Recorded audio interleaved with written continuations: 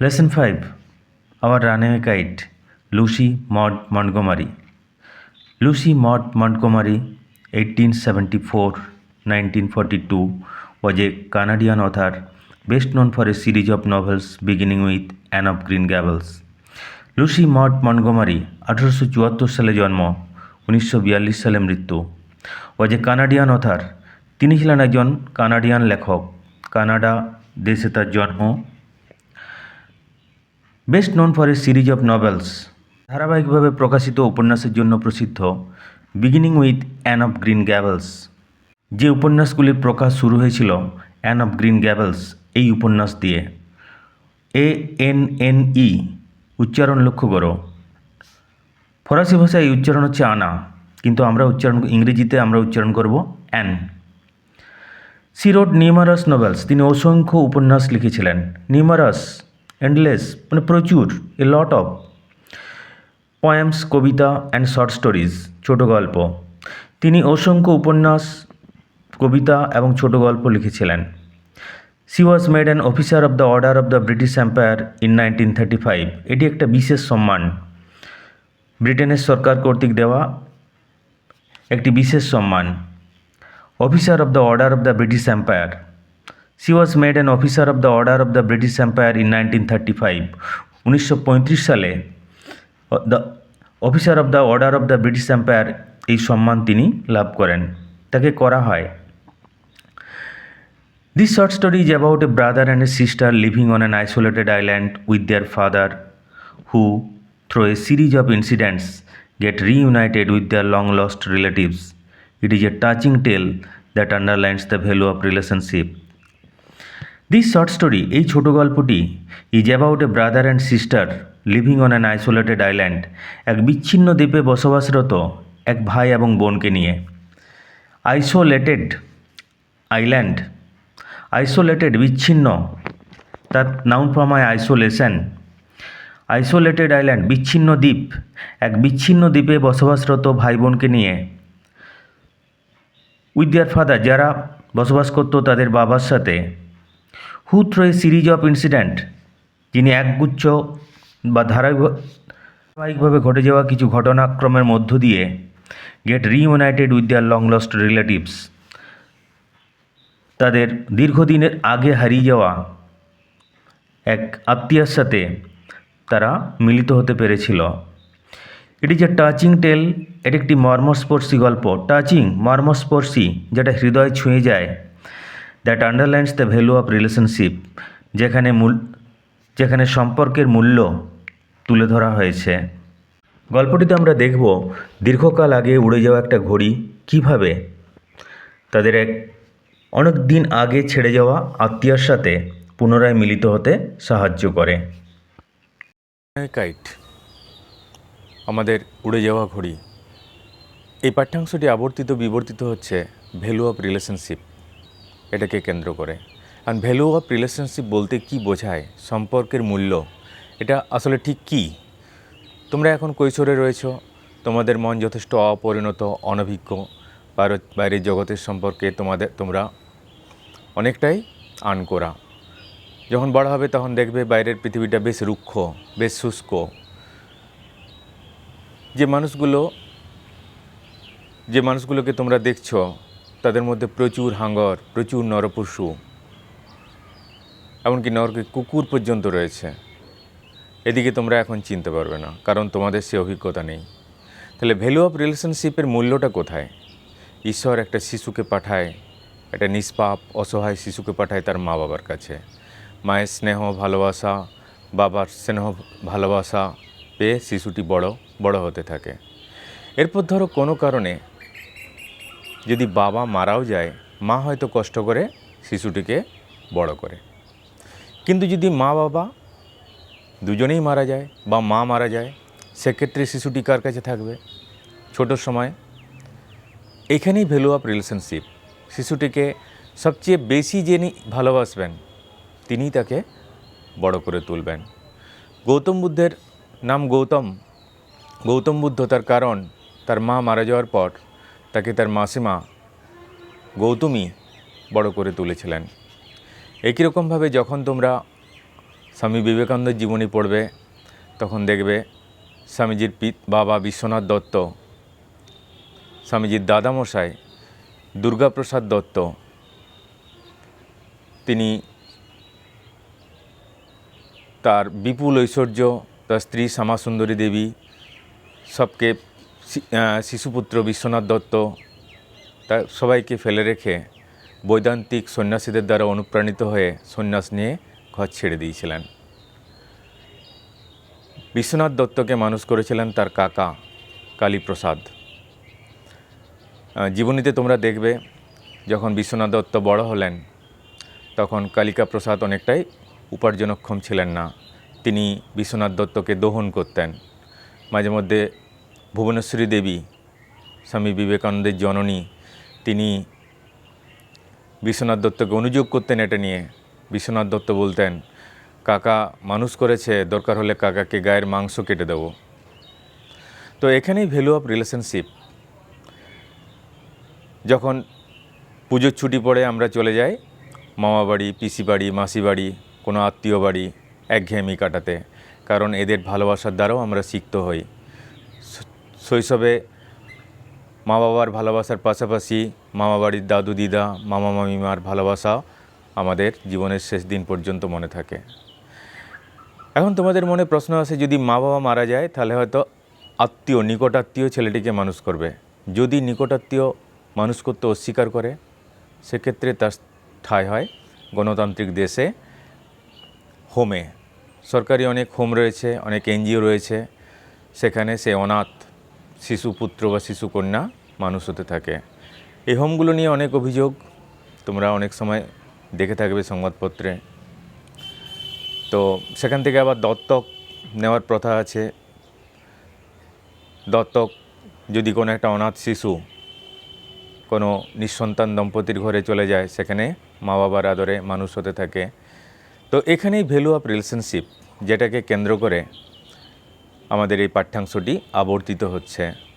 তো এখানেও আমরা দেখব একটা চিঠির কারণে এক বাবা তার হারিয়ে যাওয়া বোনকে, এক ব্যক্তি তার হারিয়ে যাওয়া বোন এবং তার ভাগ্নে ভাগ্নি এদিকে ফিরে পেল।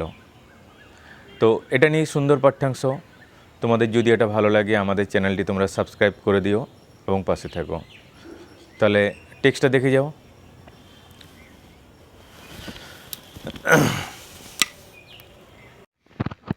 Of course, there was nobody for us to play with on the big half moon. Big half moon এটি হচ্ছে দ্বীপটির নাম, এই জন্য BHM ক্যাপিটাল লেটারে রয়েছে। অফকোর্স অবশ্যই, there was nobody for us to play with, আমাদের সাথে খেলার কেউ ছিল না। On the big half moon দ্বীপে, যেহেতু দ্বীপ সেখানে বসতি ছিল না, খালি একটা বাতিস্তম্ভ ছিল, তাই সেখানে খেলার কেউ ছিল না, আর কেউ থাকতো না।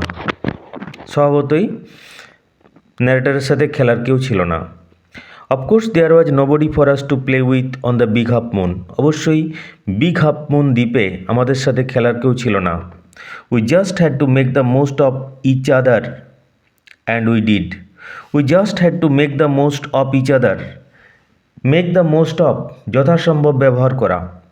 We just had to make the most of each other, আমাদের দুজনকেই আমাদের একে অন্যকে নিয়েই খেলতে হতো, অর্থাৎ সমস্ত বিনোদনমূলক কাজ, খেলাধুলা ইত্যাদি করতে হতো।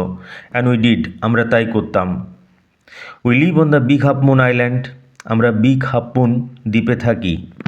আইল্যান্ড বানান উচ্চারণ লক্ষ্য করো, এস সাইলেন্ট থাকবে। We live on the big half moon island, আমরা বিগ হাফ মুন দ্বীপে থাকি। উই দেখো সিঙ্গল কোটের মধ্যে, উই বলতে আমরা বলতে কাদেরকে বোঝাচ্ছে? We are father and Claude and I and Aunt Esther and Mimi and Dick. আমরা হলাম বাবা, ক্লড এবং বক্তা ন্যারেটার, অ্যান্ড আন্ট এস্তার পিসিমা, অ্যান্ড মিমি অ্যান্ড ডিক, এস্তার পিসিমার দুই ছেলে মেয়ে মিমি এবং Dick. It use to be only father and Claude and I, যা কিছু তো সব বাবা, ক্লড আর আমার মধ্যে। It is all on account of the kite that there are more of us. On account of কারণে, it is all on account of the kite একটা ঘুড়ির কারণে, that there are more of us আমরা আরও কয়েকজনকে পেয়ে গেলাম। This is what I want to tell you about, এটা নিয়ে আমি আপনাদের বলতে চাই। Father is the keeper of the big half moon lighthouse. Lighthouse কথার অর্থ হচ্ছে বাতিস্তম্ভ। আগেকার দিনে যখন জিপিএস ছিল না, তখন নির্জন দ্বীপে জাহাজগুলোকে দিশা দেখাতে এই বাতিস্তম্ভগুলো থাকতো। এই বাতিস্তম্ভগুলো উঁচু উঁচু কোনো জায়গায় অথবা পাহাড়ের উপরে আলো জ্বালিয়ে জাহাজগুলোকে পথের দিশা দেখাতো। Father is the keeper of the big half moon light house. বাবা ছিলেন বিগ হাফ মুন বাতিঘরের তত্ত্বাবধায়ক। I am 11 years old. আমার বয়স 11। বক্তার বয়স 11।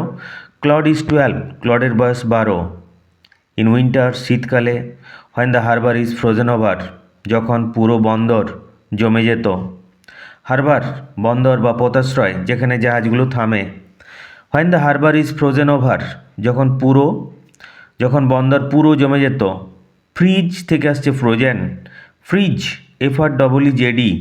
ফ্রিজ মানে জমে যাওয়া। Fridge, froze, frozen. When the harbour is frozen over, যখন বন্দর পুরো জমে যেত। We all move over to the mainland, আমরা সবাই মূল ভূখণ্ডে চলে যেতাম। মুভ ওভার, চলে যাওয়া। টু দ্য মেনল্যান্ড, মূল ভূখণ্ড, আমরা সবাই মূল ভূখণ্ডে চলে যেতাম।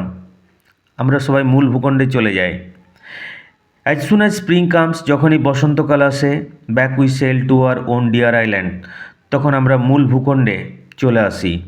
সেল কথাটার অর্থ হচ্ছে জলযানে করে যাওয়া। সেটা নৌকা হতে পারে, জাহাজ হতে পারে, স্টিমার হতে পারে। এখানে সম্ভবত কোনো ছোট নৌকাতে তারা যেত। Back we sail to our own dear island, আমরা আমাদের প্রিয় দ্বীপে আমরা চলে যাই। The funny part use to be that people always pitied us when the time came for us to return. The funny part use to be, মজার ব্যাপার হতো এই যে, that people always pitied us. Pity থেকে আসছে pitied, উচ্চারণ লক্ষ্য করো। Pitied, not pitied. That people always pitied us, লোকেরা সবসময় আমাদের করুণার চোখে দেখত। লোকেরা আমাদের করুণা করত। When the time came for us to return, যখন ফেরার সময় হয়ে যেত। দে সেড, তারা বলতো, we must be so lonesome over there, আমরা নিশ্চয়ই সেখানে খুব একাকিত্ব ভোগ করি। লোন থেকে আসছে লোনসাম, তেমনি ট্রাভেল থেকে ট্রাভেলসাম, কোয়াল থেকে quarrelsome. Adjective, we must be so lonesome over there, আমরা নিশ্চয়ই সেখানে খুব একাকিত্ব ভরা জীবনযাপন করি, খুব একাকিত্বে ভুগি। With no other children near us, আমাদের কাছে কোনো বাচ্চা টাচ্চা না থাকায়। Of course Claude and I would have like to have someone to play with us, অবশ্যই ক্লড আর আমি সবসময় চাইতাম যে কেউ এসে আমাদের সাথে খেলুক। Would have like to have someone, সবসময় চাইতাম কেউ আসুক। টু প্লে উইথ আস, আমাদের সাথে খেলতে। It is hard to run pirate caves and things like that with only two. Pirate caves, pirate কথাটার অর্থ হচ্ছে জলদস্যু, কেভ গুহা। টু রান পাইরেট কেভস, হয়তো গুহাতে কোনো একটা খেলা, ছুটে কোনো খেলা। দুজনে মিলে পাইরেট কেভস খেলা অথবা এই ধরনের জিনিস করা, এটা ছিল খুব শক্ত। But we use to quarrel a good deal with the mainland children in winter, শীতকালে আমরা মূল ভূখণ্ডের বাচ্চাদের সাথে আমরা খুব ঝগড়া করতাম। উই ইউজ টু কোয়ার্ল, আমরা ঝগড়া করতাম। এ গ্রেট ডিল, খুব, লক্ষ্য করো, এ গুড ডিল, খুব। With the mainland children in winter, মূল ভূখণ্ডের বাচ্চাদের সাথে শীতকালে আমরা খুব ঝগড়া করতাম। So it was perhaps just as well that there were none of them on the big half moon, তাই বোধ হয় এটা ভালোই যে, so it was perhaps just as well, তাই বোধ হয় এটা ভালোই যে, that there were none of them on the big half moon, big half moon দ্বীপে তারা কেউ ছিল না। Claude and I never quarrelled, Claude আর আমি কখনো ঝগড়া করতাম না। To be sure father didn't seem to have any relations except us, আমাদেরকে বাদ দিয়ে বাবার কোনো আত্মীয় স্বজন ছিল না, মনে হয় ছিল না। Father did not seem to have, বাবার মনে হয় ছিল না। এনি রিলেশনস, কোনো আত্মীয় স্বজন। রিলেশন এখানে আত্মীয় স্বজন অর্থে ব্যবহার করা হয়েছে, রিলেটিভস অর্থে ব্যবহার করা হয়েছে। এক্সেপ্ট আস, আমাদের বাদ দিয়ে। আমাদের বাদ দিয়ে বাবার মনে হয় কোনো আত্মীয় স্বজন ছিল না। This use to puzzle Claude and me, এটা ক্লড আর আমাকে বিভ্রান্ত করত। পাজল, বিভ্রান্ত করা, সমস্যায় ফেলা, হতবুদ্ধি করা, আমরা হতবুদ্ধি হয়ে যেতাম এটা ভেবে যে আমাদের বাদ দিয়ে বাবার কেন কোনো আত্মীয় স্বজন নেই। Everybody on the mainland had relations, মূল ভূখণ্ডে প্রত্যেকেরই আত্মীয় স্বজন ছিল। হোয়াই হ্যাডন্ট উই, কেন আমাদের ছিল না? কিশোর মনের চিন্তাভাবনা খুব সুন্দরভাবে ফুটে উঠেছে।